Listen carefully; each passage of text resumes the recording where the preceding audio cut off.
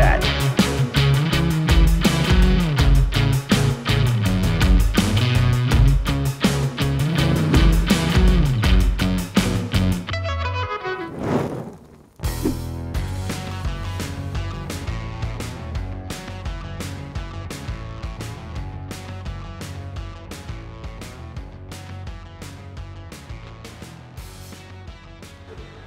Hyvää aamupäivää.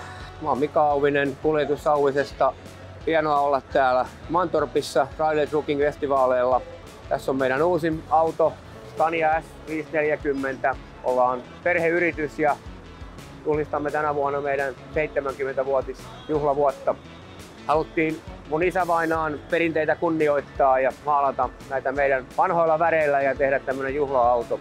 Isä oli aina Volvo-mies, niin siinä on laitettu meidän vanhoja Volvoja ja aina oli punainen hytti ja harmaat säiliöt, niin haluttiin näitä vanhoja värejä käyttää. Täällä on tällä puolella, voi näyttää, Papusen Perttu on maalannut motiivit ja siinä on kuva vuodelta 1977.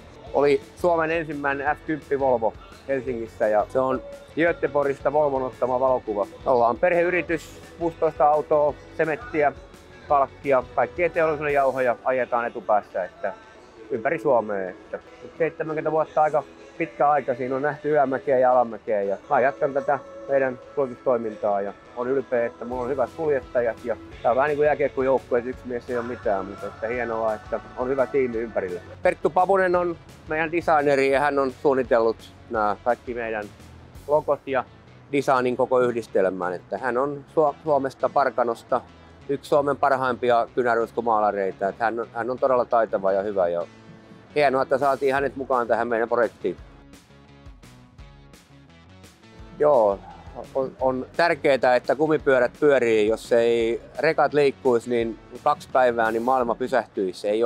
Ei ole vientiä, ei ole tuontia, ei ole maidot kaupassa, ei posti, ei kulje, ei mikään. Että ollaan tärkeällä asialla ja tärkeää olla esimerkkinä liikenteessä, että kaikki pääsee yhdessä turvallisesti kotiin ja olen ylpeä, että mä olen rekka-auton kuljettaja ja pidetään pyörät pyörimässä.